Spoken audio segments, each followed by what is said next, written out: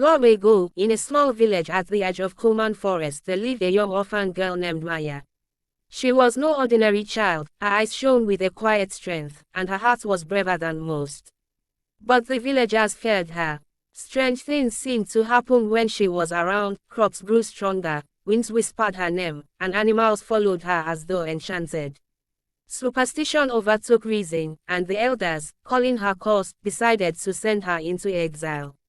Her destination was the dreaded Kulman Forest, home to the Great Serpent, a creature so feared its name was whispered only in terror. As Maya was cast out, she carried nothing but a small bag with a few scraps of bread and her grandmother's old scarf. The forest was dark and vast, its trees towering like silent giants. For days, she wandered, battling hunger and fear, until she stumbled upon a cave at the heart of the forest. Exhausted, she collapsed on the damp ground and fell into a restless sleep. When Maya woke, she was not alone. Coiled in the shadows was the Great Serpent.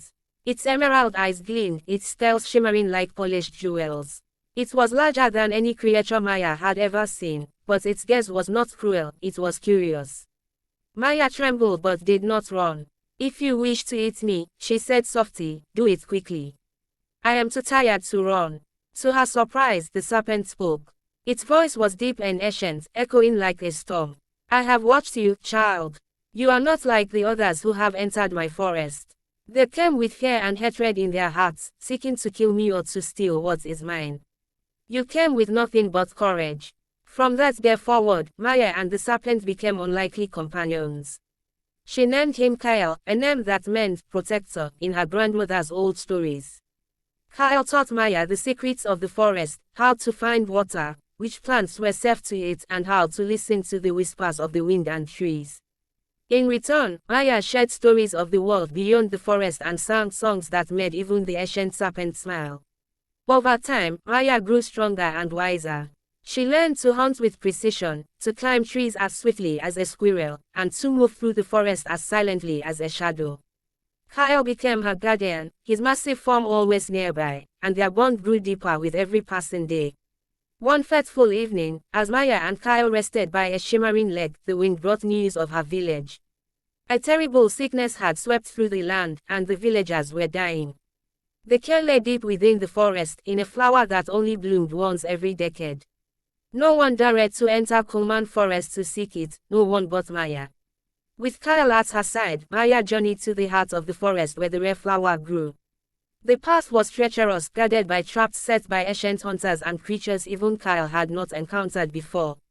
But together, they overcame every challenge, and Maya finally held the glowing flower in her hands. When Maya returned to the village, the people were stunned.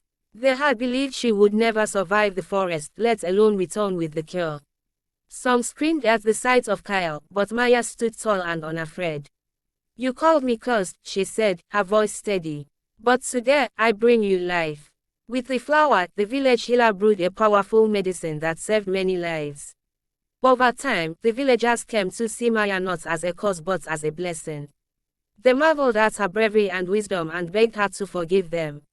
Maya did not stay in the village for long. She returned to the forest where she and Kael continued their adventures. But whenever her people needed her, she was there, a bridge between two worlds, the girl who befriended the Great Serpent and became the savior of her people. And so, Maya's story became legend, whispered in or by the villagers for generations to come.